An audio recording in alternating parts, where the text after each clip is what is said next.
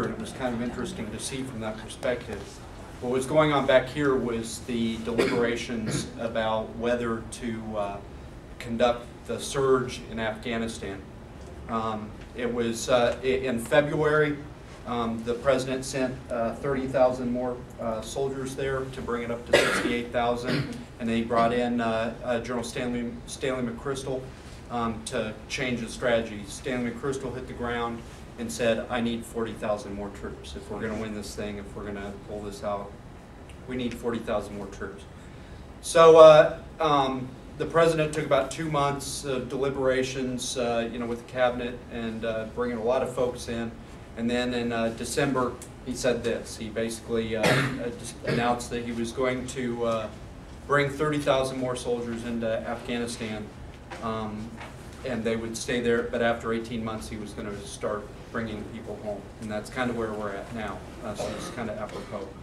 But if you did the next slide, when they decided to do this, this is the surge they were thinking about, the one that we all remember, the surge in Iraq. And in 2006, as we heard last night, 2006, 2007, the situation in Iraq had really descended into chaos.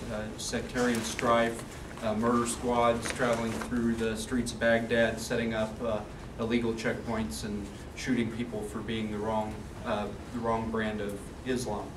So the president, after the midterm elections where the Democrats took over Congress, he fired Donald Rumsfeld and announced the Iraq surge. There's been a lot of books written about it.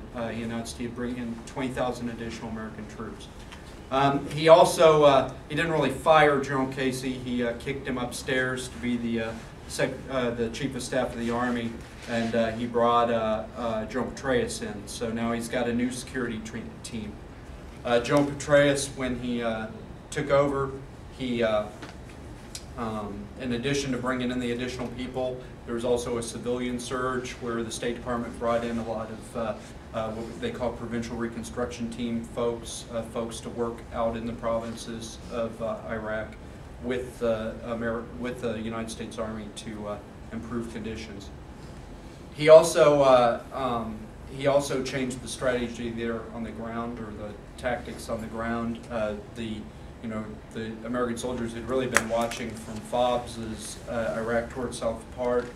They moved out of these big, huge bases, these forward operating bases, and out into the population, and started trying to secure the population. And there was after an initial spike right when the surge began, 2007, the casualties generally began to decline, both American and Iraqi civilian, and over that period, American public opinion began to turn, and there are a lot of additional reasons besides the addition of troops. First, the headquarters there in Iraq had become very insular, so General Petraeus kind of threw open the shutters and showed everybody how bad it was. So everybody kind of had an honest appreciation. So when improvements did happen, they were more noticeable.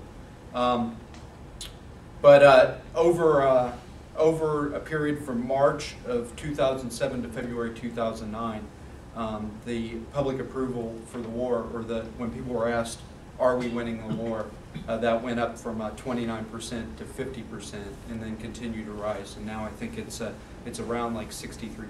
So this is obviously the example that the Obama administration was looking at when they decided on the surge strategy. But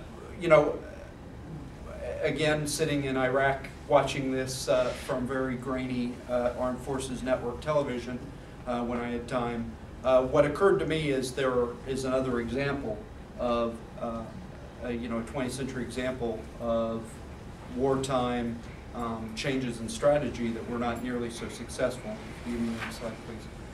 And that's really what my paper is about. During the Vietnam War, there were three distinct dramatic changes in strategy. The first one was after and I'll dig into each of these, but the first one was after the Tet Offensive. It was very similar. There was a big shakeup in personnel, and at the top, and then a dramatic change in strategy. And then when President Nixon came into office, there was another big change in strategy with Vietnamization.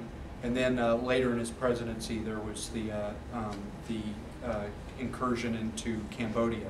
And I'll talk about each of these in detail. But these were, in general, what these all shared was that there was a dramatic publicized change in strategy, but it did not have an impact on public perception, even though there were, for each of these, kind of measurable results.